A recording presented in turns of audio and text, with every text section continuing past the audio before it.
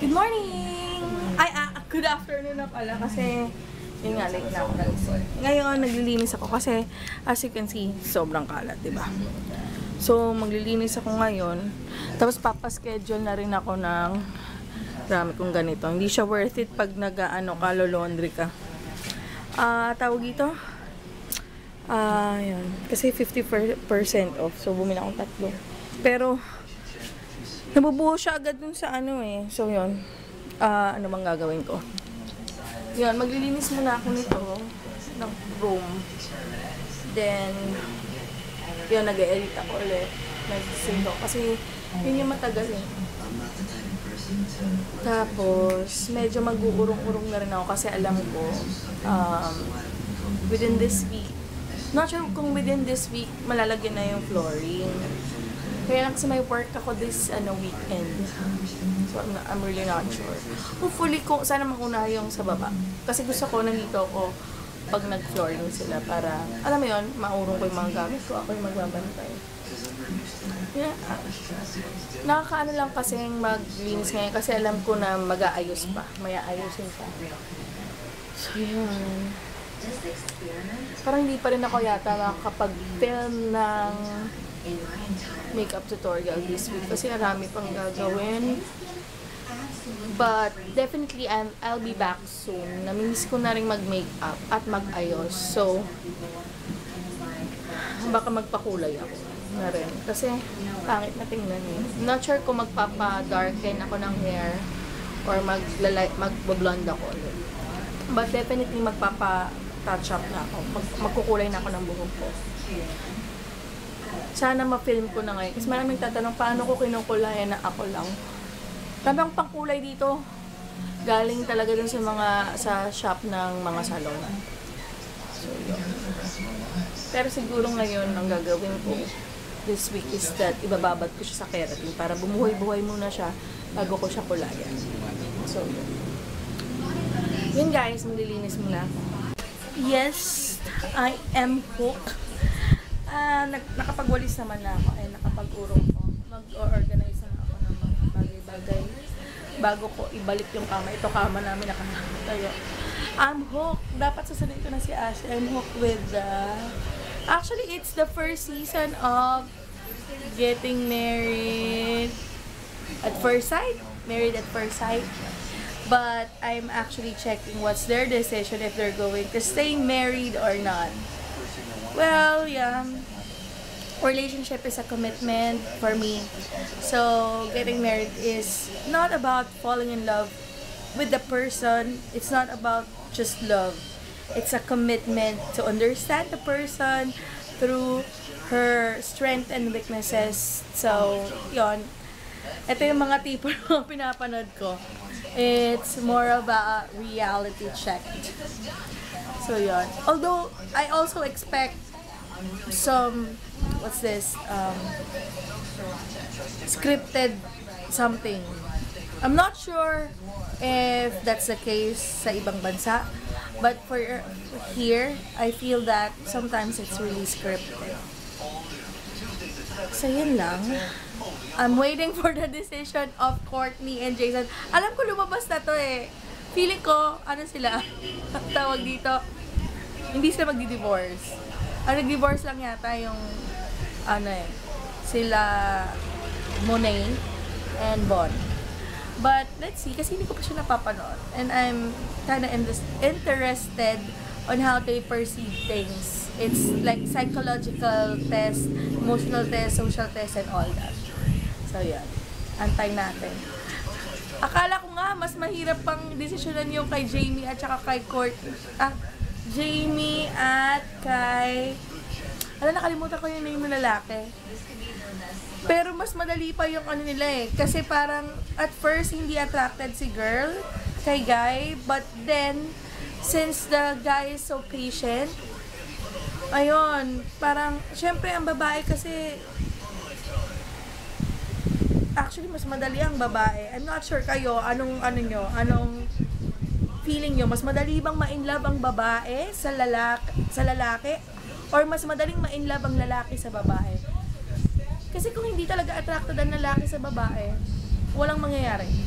parang napaka-ano na eh. Parang nangyari kay Monet and Bon.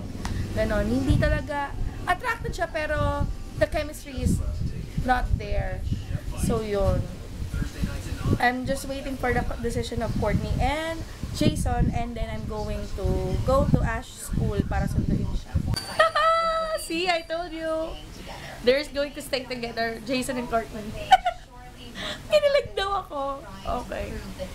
Naghiwalay rin ba sila? Kasi alam ko na ano na to eh, na-release na to yung, meron silang parang season 2, parang continuation ng Married at First Sight. My God. I'm going to, check or Google about it. Tsaka kay Jamie. Can't wait to see the next chapter. Marriage is about commitment. Yun lang yun. If you're not committed to stay and stick with the person, parang through thick and thin, the marriage will not work. Akala mo, kinasal na. Well, anyways, I can say that my parents are committed to the family or to each other. They are not perfect. I will not say that their relationship or their marriage is perfect because may away dito, away doon. And it's like open to us, hindi naman natatago. But technically, it's normal for marriage or for married couple to fight once in a while. So, yun. So, for me, it's about the commitment to stay with your family and stay with each other. My hugot! Char lang, mga hugot, perception. So, yun. Susunduin ko na si Ashley. Matatapos na to, guys.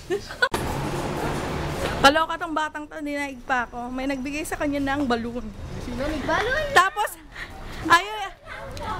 ayaw niya sabihin. Sabi niya, close friend. Pero, alam ko kung sino nagbigay. Kasi nakita ko sino may dala. Bakit? Mag-best friend naman kayo. Bakit ka ganyan? He said. Bakit ganun din siya? Hindi, kasi sabi niya. He said. He said kasi na, oh, don't tell your mother na alam pala. He said. Pero ang may dala niyan kanina, girl. Ay. What? Binigay mo na yung mga, mga letters mo? Yeah, I like, oh my God, you have something? Arte! Oh! And then someone hugged Oh my God! Arte match. Okay. So, uwi na kami. Kasi maglilinis pa ako. Maglilinis pa siya. Gamay ako. So, yun. Ayan, nasa bahay na kami. Nagme-merienda yung bata ng pasta. Kasi dumaan kami sa Iceberg. Nakakita siya ng pasta. Sabi niya, I want pasta, mommy. Buti na lang sa kanto namin may pastang mas mura. 30 pesos. Sisiyan ako. Ano to? Palitaw. Binibenta ko to ng bata ko. Ang sigaw ko pa. Palitaw! Lulubog! Lilitaw! Kaya lang si Ashley hindi na kasi masyadong safe dito sa lugar namin. So, hindi ko masyadong pwedeng ipa-experience kasi syempre solong anak siya. Pero naaalala ko sarili ko kay Ella ng yung nanalo ng kasi ganon, sumisigaw ko siya naman kanta. May tubi pala sa yan. Nag-init kasi ng tubig. Ganon kasi yung siya barbecue, ay banana Q. Ako palitaw, biko, yon. Pero ako sumisigaw, siya kumakanta. So yun, ako talaga, nangaharang talaga ako. Bili na po kayo, please lang, para makauwi na ako. Pero tuwing summer lang yun, hindi talaga yung pag school days, tuwing summer lang. Sa school kasi ako nagtitinda dati, cornic naman pag school days. Negosyante lang ang peg ko nun eh. So yun guys, kakain muna kami, marami ko na namang talkies. What are you doing?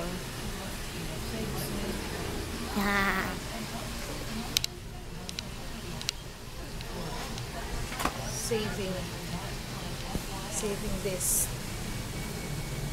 It's dirty.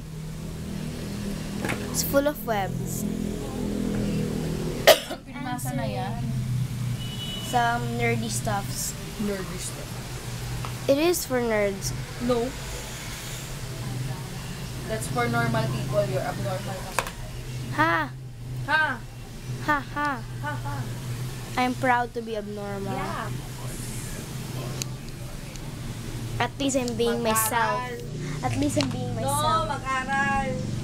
Daig na matalino ang maganda. Tandaan mo yan. Can you read this?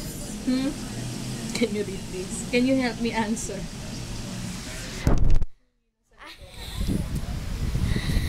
If you know the answer there, comment. No, okay, no. Don't cheat. No cheating.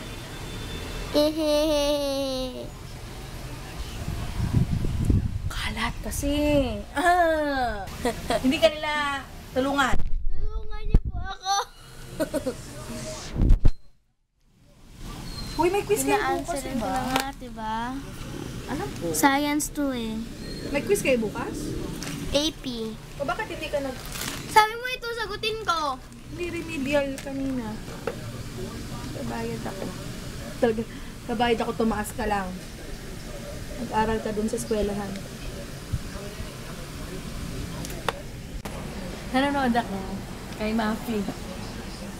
Habang Daran. Daran, daran, daran, daran. Mafi.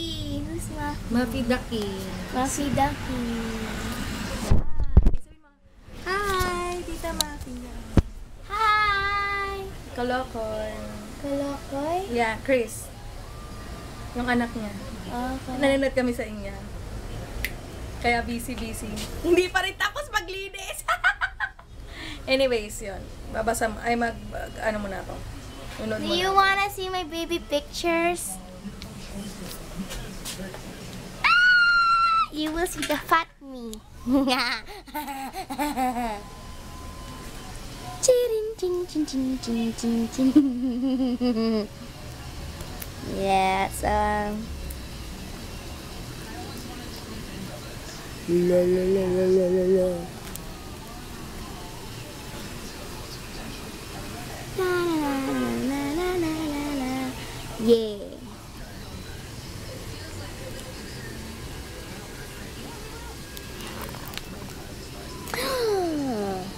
Double chin. Read. Let's go boxing with grandma.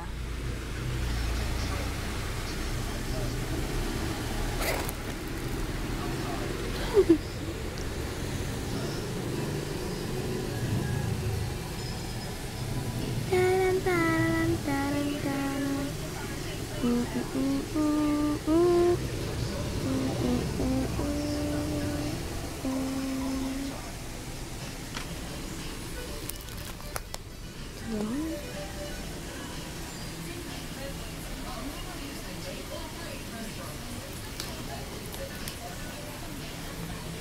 Taran, taran.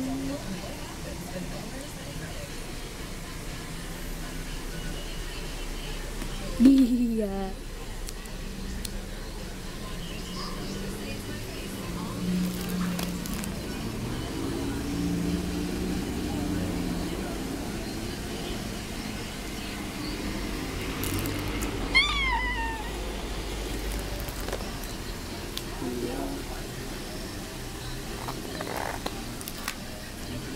My favorite pose.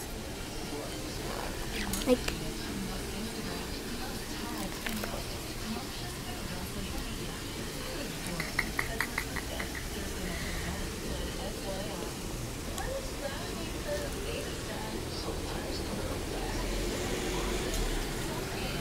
taran, taran, taran, taran.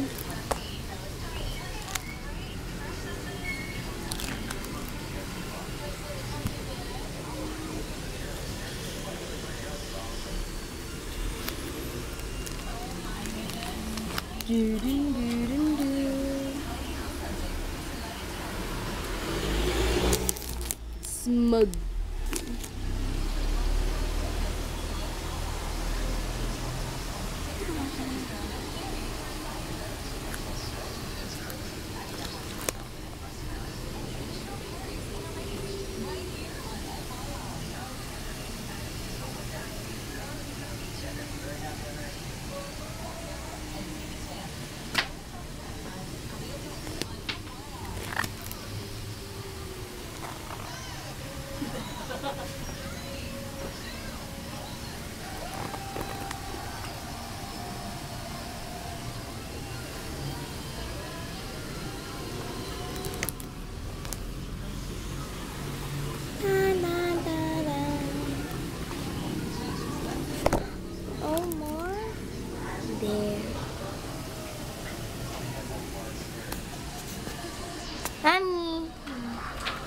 Doon. Ligpit ulit.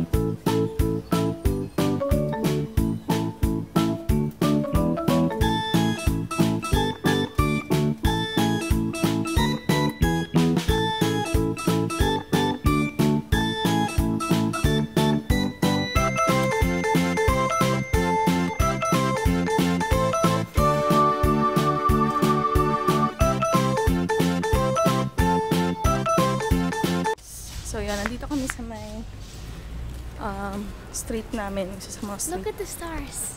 Baka sa ano kami, kasi kakain kami ni Ash ng dinner. But then look at the stars. Oo nga. So yun. Snacker. So yun, dito na kami sa Snackaroo. Kami kakain. Lapit lang din to sa amin. Mga 2 blocks away. O diba? Maraming kainan dito. Kaya okay rin na sa snacker. Sana may porter kasi lagi yung tibon. May porter steak ba kayo? Tibon lang. Isa nga.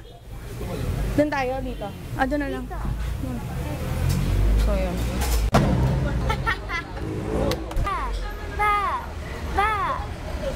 Ang kulit. So yun.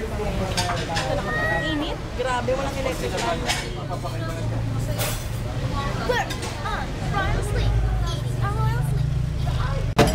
So, yan yung steak namin na na-chop na sa gutom ni Ashley. So, yun guys, paubos na rin yung battery ko. So, kakain muna kami.